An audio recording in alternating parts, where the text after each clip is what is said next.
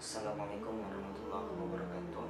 Alhamdulillahirobbilalamin. Anak-anak, kita bisa bertatap muka kembali melanjutkan pembelajaran kita pada semester 2 kali ini walaupun dengan cara yang berbeda.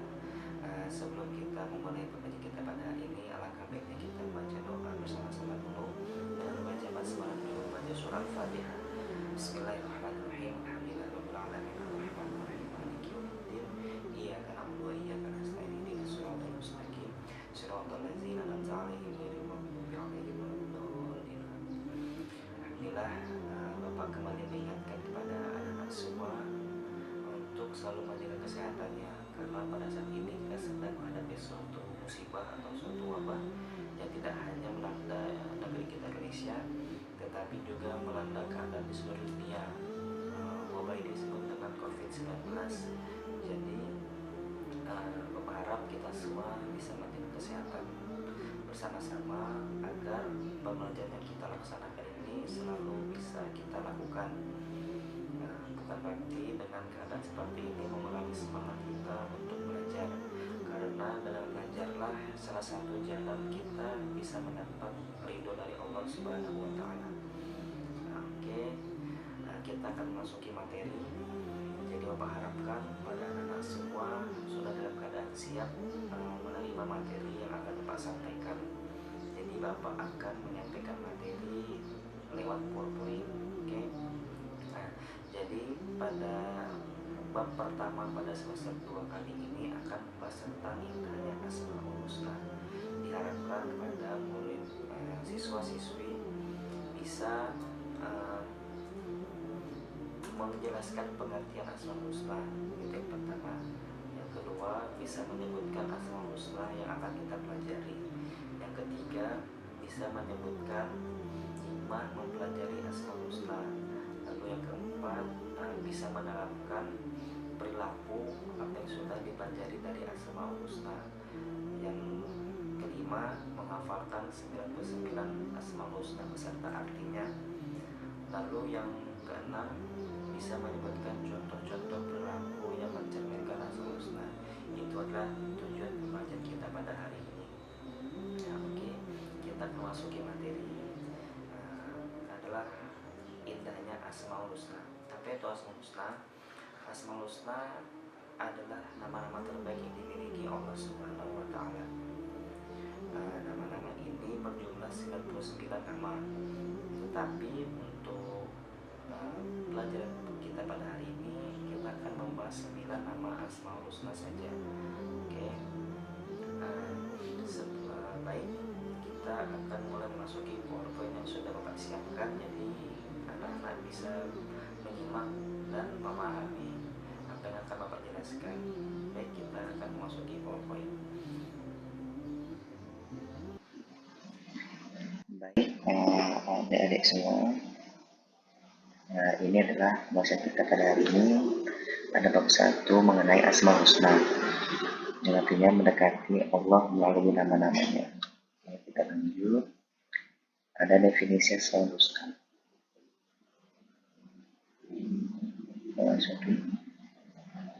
Secara bahasa, arti asma adalah nama-nama, sedangkan al-husna adalah terbaik. Asmaul Husna adalah nama-nama terbaik yang mencerminkan kebesaran Allah dan keagungannya yang mesti menyatu dalam dirinya. Allah Subhanahu wa Ta'ala berfirman di dalam Quran surah Doha ayat 8 yang berbunyi, Bismillahirrahmanirrahim. Allahu la ilaha illa huwa lahu asma'ul husna. Artinya, Allah tiada Tuhan selain Dia yang mempunyai nama-nama terbaik. Jadi, Asmaul Husna adalah nama-nama terbaik dan agung yang dimiliki oleh Allah Subhanahu wa Ta'ala. Kita harus meyakini bahwa Allah mempunyai nama-nama terbaik ini. Allah sendiri yang menyatakan dalam Al-Quran bahwasanya Dia mempunyai nama-nama terbaik, yaitu Asmaul Husna. Oke, kita lanjut. Jadi pada PowerPoint ini pembahasannya akan dibagi menjadi 3. Yang pertama yaitu Al-Aziz, Al-Adal, dan Al-Qayyum. Yang kedua Al-Ghaffar, Al-Basir, dan Al-Nafi. Yang ketiga Ar-Ra'uf, Al-Bar, dan Al-Fattah. Oke, kita akan masuk pada pembahasan yang pertama, yaitu Al-Aziz, Al-Adal, dan Al-Qayyum. Al-Aziz artinya Maha Perkasa. Nama Allah yang menunjukkan kekuatan, ketinggian, dan mengendalikan. Al-Aziz juga merupakan nama Allah yang menunjukkan keperkasaan Allah Subhanahu wa taala. Keperkasaannya tidaklah mampu diukur oleh manusia atau makhluk lainnya. Allah berfirman di dalam Quran Surah Yasin ayat 1-5 yang menunjukkan bahwa dirinya yang memiliki maha keperkasaan dan maha kasih sayang. Ayat tersebut berbunyi, Bismillahirrahmanirrahim.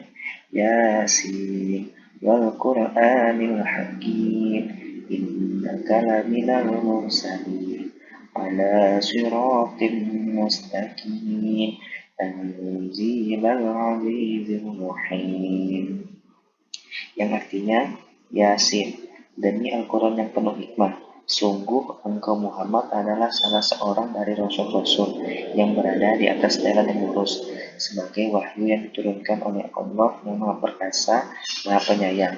Jadi, kalau ada orang yang merasa dirinya paling perkasa, sungguh dia telah berbuat dosa. Karena apa? Karena dia telah menantang Allah. Padahal pada kenyataannya Allah lah yang maha perkasa dari segala apa yang ada di dunia ini. Yang kedua kita akan membahas al-adl, artinya maha adil. Kata adil dalam Al-Quran memiliki aspek dan objek yang beragam, begitupun dengan pelakunya. Keragaman tersebut membuat al-adl memiliki makna yang beragam atau bermacam-macam. Menurut Quraish Shihab, ada 4 makna keadilan. Pertama, adil di dalam arti sama. Kedua, adil di dalam arti seimbang. Ketiga, adil di dalam arti perhatian terhadap hak-hak individu dan memberikan hak-hak itu kepada setiap pemiliknya. Keempat, adil di dalam arti yang dinisbahkan kepada Allah. Jadi, keadilan Allah pada dasarnya merupakan rahmat dan kebaikannya. Allah memiliki hak atas semua yang ada, karena Allah lah yang menciptakan semua yang ada di langit dan di bumi. Jadi, sudah sepantasnya manusia memperlakukan manusia lainnya dengan adil. Allah saja bisa maha adil, mengapa manusia tidak? Yang ketiga, kita akan membahas mengenai Al-Qayyum, artinya maha berdiri sendiri. Al-Qayyum artinya maha berdiri sendiri dalam mengurusi hamba-hambanya. Allah berfirman dalam ayat kursi, yaitu Quran Surah Al-Baqarah ayat 255, bahwa Allah tak tersentuh oleh rasa kantuk sedikit pun, tidak juga tersentuh oleh tidur. Hal ini disebabkan karena Allah lah yang maha suci dari sifat-sifat kekurangan yang hanya dialami oleh makhluknya. Ayat tersebut berbunyi, Bismillahirrahmanirrahim. Allahu la ilaha illa huwal hayyul qayyum la ta'khudhuhu sinatun wa la nawm. Artinya, Allah tiada ada Tuhan selain Dia, Maha Hidup yang terus-menerus mengurus makhluknya, tidak mengantuk dan tidak tidur. Jadi Allah lah yang mengurusi dan memperbaiki alam semesta setelah dilakukan kerusakan oleh manusia. Tiada yang lebih baik daripada perbuatan Allah dalam mengurusi dan memperbaikinya. Jadi, sekalipun manusia berbuat dosa dalam keadaan yang gelap yang tidak diketahui orang, tapi sungguh Allah lah yang maha lebih mengetahui daripada makhluk lainnya. Kita akan memasuki pembahasan kita yang kedua, yaitu Al-Ghafar, Al-Basit, dan Al-Nafi.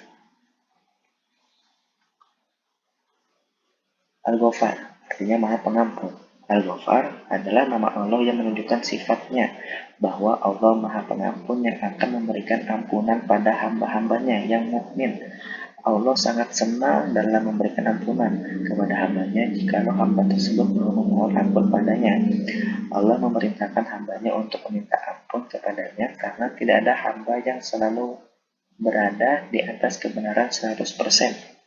Setiap orang pasti pernah melakukan kesalahan dan dosa, baik disengaja ataupun tidak disengaja.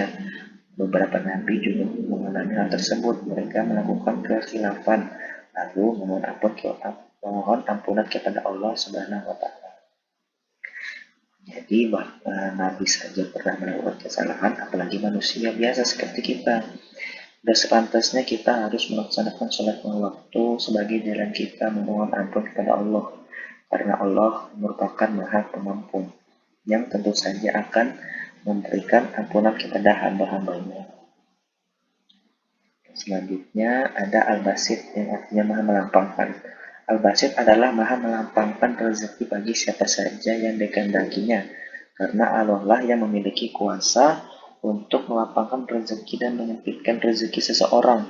Allah berfirman di dalam Quran Surah Al-Isra ayat 30 yang berbunyi, Bismillahirrahmanirrahim, Inna rabbaka yabsutu rizqa liman yasha'u wa yaqdir.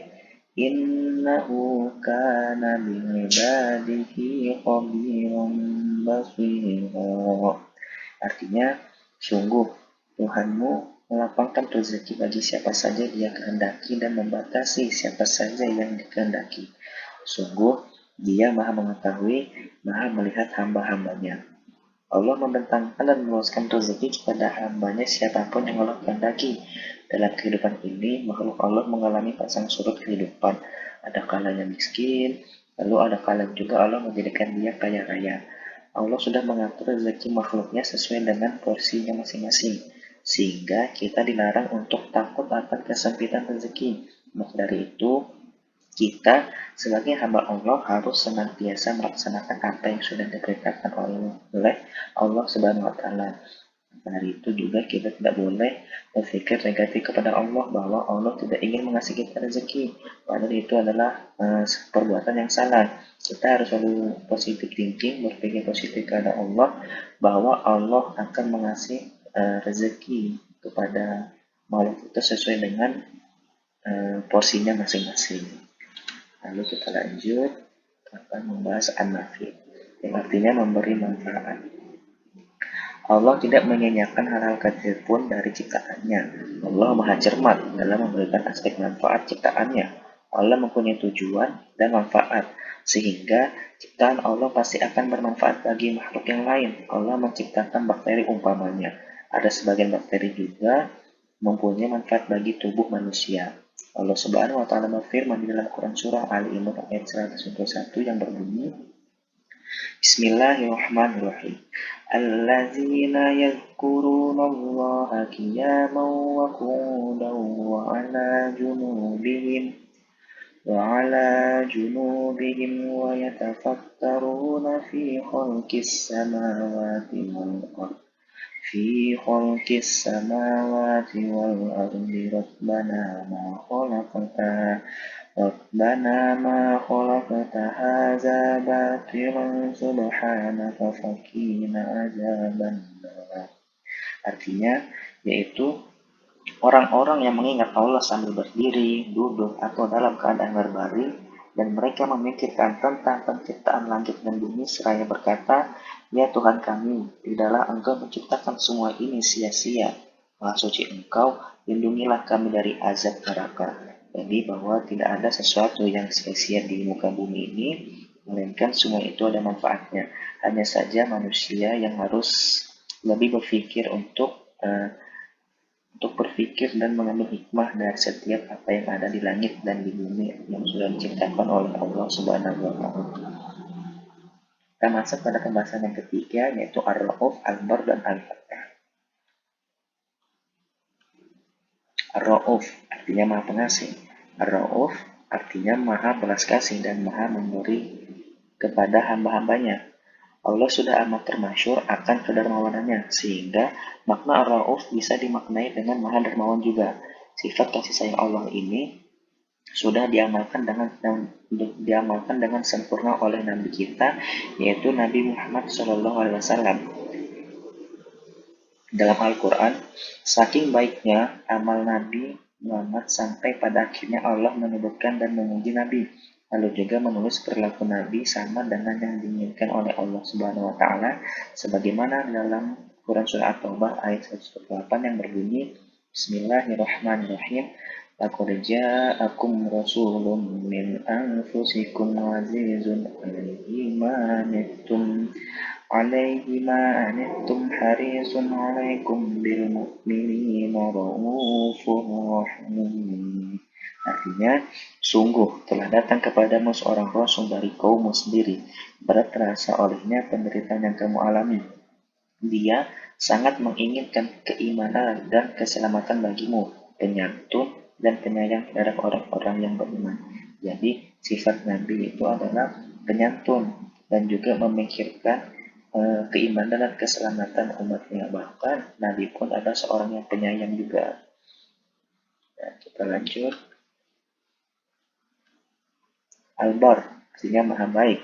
Al-Bar adalah sifat Allah yang menunjukkan anugerah untuk kemaslahatan makhluknya. Anugerah yang luas dan tak terhingga. Walaupun manusia durhaka terhadap Allah, namun Allah tetap melimpahkan kebaikannya kepada mereka. Firman Allah dalam Quran surah At-Tur ayat 28 yang berbunyi, Bismillahirrahmanirrahim. Inna kunna min qablu nad'u innahu huwal barrur rahim. Artinya, sesungguhnya kami menyembahnya sejak dahulu. Dialah yang maha melimpahkan kebaikan, maha penyayang. Allah adalah maha baik dalam memperlakukan hambanya selalu baik. Bahkan dalam kemaslahatan suatu penyakit umpamanya, Allah maha baik dalam memberikan hal yang baik terhadap hamba tersebut. Orang yang mengalami sakit apapun bentuknya, manakala dia ikhlas dalam menjalaninya, maka penyakit itu akan menjadi penghapus dosanya.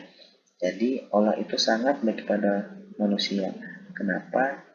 Misalkan kita mengambil contoh dari Nabi Ayub yang beliau sakitnya sangat lama, tetapi beliau ikhlas dalam menjalani kehidupannya sehari-hari dalam keadaan sakit. Nah, maka ketika Allah mengangkat penyakit Nabi Ayub sudah menjadi manusia yang amat sangat sabar. Jadi Allah itu maha baik. Bahkan Nabi Ayub yang dalam keadaan sakit pun tetap diperlakukan Allah dengan sangat baik sampai diangkatnya penyakit Nabi Ayub. Dan berikutnya ada Al-Fattah yang artinya maha pembuka, maha pemberi kemenangan. Al-Fattah artinya Allah maha membuka pintu rahmatnya. Allah membuka jalan bagi manusia supaya mereka dapat menggali karunia Allah yang menyebar di alam semesta raya ini. Allah juga membukakan pintu kemenangan bagi hamba yang menjalankan perintahnya. Nah, bisa kita lihat pada saat hayya 'alal falah, yaitu pada azan, artinya marilah menuju kemenangan. Nah, di sini Allah perintahkan kita sholat supaya apa? Supaya kita bisa menang. Menang dalam arti sini adalah baik kita menang dalam pertempuran maupun kita menang di dalam melaksanakan perintah Allah Subhanahu wa taala. Menurut Al-Khattabi, Al-Fattah adalah maha memberi keputusan hukum bagi hamba-hambanya. Dalam Quran surah As-Saba ayat 26 yang berbunyi, Bismillahirrahmanirrahim. Qul yajma'u bainana rabbuna thumma yaftahu bainana bil haqqi wa huwal fattahul alim. Artinya, katakanlah, Tuhan kita akan mengumpulkan kita semua. Kemudian, dia memberi keputusan antara kita dengan benar dan dia yang maha memberi keputusan, maha mengetahui. Nah, baik, sampai situlah tadi pembahasan kita adik-adik semua. Adapun yang bisa kita rangkum ialah Asmaul Husna adalah nama-nama terbaik dan agung yang dimiliki oleh Allah Subhanahu wa taala. Kita harus meyakini bahwa Allah mempunyai nama-nama terbaik ini. Allah sendiri yang menyatakan di dalam Al-Qur'an bahwasanya Dia memiliki nama-nama terbaik, yaitu Asmaul Husna. Jumlah Asmaul Husna yaitu ada 99. Yang kita pelajari ada 9 nama dari Asmaul Husna, yaitu ada Al-Aziz yang artinya maha perkasa, Al-Adil yang artinya maha adil, Al-Qayyum yang artinya maha berdiri sendiri, Al-Ghafar yang artinya maha pengampun, Al-Basit yang artinya maha melapangkan, An-Nafi yang artinya maha memberi manfaat, Al-Ra'uf yang artinya maha pengasih, Al-Bar yang artinya maha baik, Al-Fattah yang artinya maha pembuka dan maha pemberi kemenangan. Kita sebagai manusia diharapkan bisa mengamalkan, bisa mengenal dan mendekatkan diri kita kepada Allah. Di antara caranya adalah mengenal Asmaul Husna. Barang siapa hafal dan bisa memberi manfaat dari Asmaul Husna, maka Allah akan menjaminnya masuk surga. Nah, baik adik-adik, itulah pembahasan kita pada hari ini yang sudah Bapak sampaikan melalui PowerPoint ini. Semoga bisa dimengerti dan diambil manfaatnya. Terima kasih. Baik anak-anak, itulah tadi penjelasan materi yang sudah Bapak sampaikan. Bapak harap bisa dimengerti dan dipahami. Apabila ada yang kurang jelas atau ada yang ingin tanyakan, silakan hubungi Bapak via WhatsApp, dan kita bertanya via online saja. Jadi kesimpulan materi pada hari ini adalah Asmaul Husna adalah nama-nama terbaik yang dimiliki oleh Allah. Jumlah Asmaul Husna ada 99. Yang kita pelajari pada hari ini adalah membahas 9 nama Asmaul Husna saja. Yang pertama yaitu adalah Al-Aziz yang artinya Maha Perkasa. Yang kedua ada Al-Adil yang artinya Maha Adil. Yang ketiga ada Al-Qayyum yang artinya Maha Berdiri sendiri. Yang keempat ada Al-Ghufar yang artinya Maha Pengampun. Yang kelima ada Al-Nasir yang artinya Maha Melapangkan. Yang keenam ada Al-Nafi yang artinya Maha Memberi manfaat. Yang ketujuh ada Ar-Rauf yang artinya Maha Pengasih. Yang kedelapan ada Al-Bar yang artinya Maha Baik. Lalu yang terakhir ada Al-Fattah yang artinya Maha Pembuka dan Maha Pemberi kemenangan. Nah, itulah pembelajaran kita pada hari ini. Bapak akhiri ya, sebelum Bapak akhiri, kita pertemuan yang berikutnya akan membahas tentang iman kepada para malaikat. Itu yang akan kita bahas. Sebelum kita akhiri pembelajaran kita pada hari ini, marilah sama-sama kita mengucap hamdalah. Alhamdulillahirrahmanirrahim. Pak tutup. Wassalamualaikum warahmatullahi wabarakatuh.